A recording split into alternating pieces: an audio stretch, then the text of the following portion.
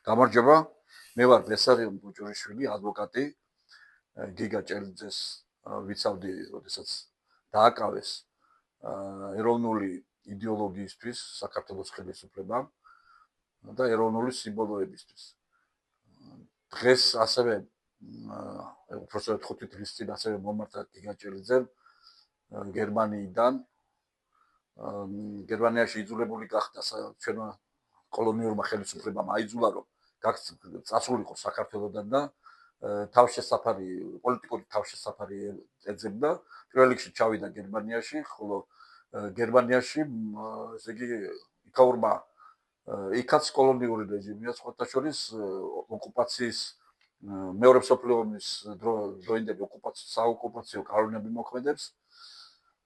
და იქაურმა რეჟიმმა ასევე გააგრძელა გიგა ჭელიძის დევნა სწორედ იმიტომ რომ გიგა არის ნაციონალისტი, ქართული ეროვნული იდეოლოგიის ადეპტი და ხელმძღვანელი და ლიდერი და ის ბრალდება, რა ბრალდებაც გერმანულმა სამართალდამცველებმა წაუყენეს გიგას არის სრული ფეხქვეშ გათელა ადამიანის უფლებათა ევროპული კონვენციის. კერძოდ გიგამ წერს რომ ესე იგი მისი ოთახი 332 ოთახი არის 332 ნომერი ოთახი არის მისი საცხოვრებელი ოთახი და ბრალდებაში პოლიციის მიერ შედგენილ საბრალდებო ესეთ დოკუმენტში წერია რომ ესე დანაშაულის ჩადენის ადგილი არის 332 ოთახი და დანაშაული თურმე ყოფილა ეს მოწმევ და უნახა გიგა ჭელიძეს ტალზე ბორჯღალის გამოსახულება როგორც ზის გამოსახულება ასე არის განმარტებული და არწივი და ასევე სვასტიკის გამოსახულება. ჩვენ ყველამ კარგად ვიცით, ოდნავ ვისაც კი განათლება აქვს, ყველამ კარგად იცის, რომ სვასტიკა არ არის თავისი წარმოშობით გერმანული, კოლხურცულებზე არის სვასტიკა აღნიშნული და ამას ძალიან ძველი ინდურ მითოლოგიაში და ძალიან ძველი საფუძვლები აქვს, ესე იგი გამოდის, რომ გერმანული სამართლით ესე იგი პრეისტორიული და ისტორიული კულტურული ძეგლები უნდა გაანადგურონ. სრული ვანდალიზმი არის, ვანდალები სხვათა შორის გერმანული ტომები იყვნენ, რომლებიც ანადგურებდნენ კულტურას და ბორჯღალი კიდე მოგეხსენებათ ქართულ საყოფაცხოვრებო ნივთებზე, ეთნოგრაფიაში უძველესი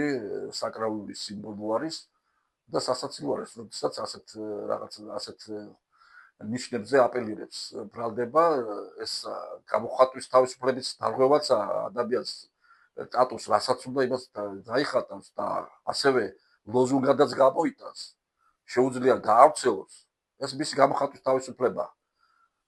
და ამის აშკარა ეს არის შელახვა მაგრამ ყველანი ხედავთ ხო რომ აქ პოლიტიკა რეჟიმული პოლიტიკა სოფლიო რეჟიმი მოქმედებს სოფლიო ესე იგი ამას ავსტრიელი მხატვარი ამას უწოდებდა საერთაშორისო ელემენტებს და ძალიან კარგი ტერმინი არის მოძებნილი, სწორედ გლობალისტი საერთაშორისო ელემენტები იბრძვიან ყველაფერ ადამიანურს. ჩვენ რა თქმა უნდა გავამზადეთ შესაბამის საჩივრებს და განცხადებებს და გავავრცელებთ, მხოლოდ ჩვენ გვინდა რომ იცოდეს როგორც ქართველმა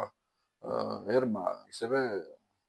არაქართველმაც საქართველოში თუ საქართველოს გარეთ როგორი არის ამ რეჟიმის კოლონიური, სოფლიო კოლონიური რეჟიმის, ნეოიმპერიალისტების როგორ სახე. მალოთ ყურადღებისთვის და სხვა შემდგომ თუ რამე ისეთი მნიშვნელოვანი იქნება, ასევე ჩავწერთ და გავავრცელებთ, რაც ცნობილი სტილი გახდება მსმენელისთვის და ინტერესებულ მსმენელისთვის. მადლობა.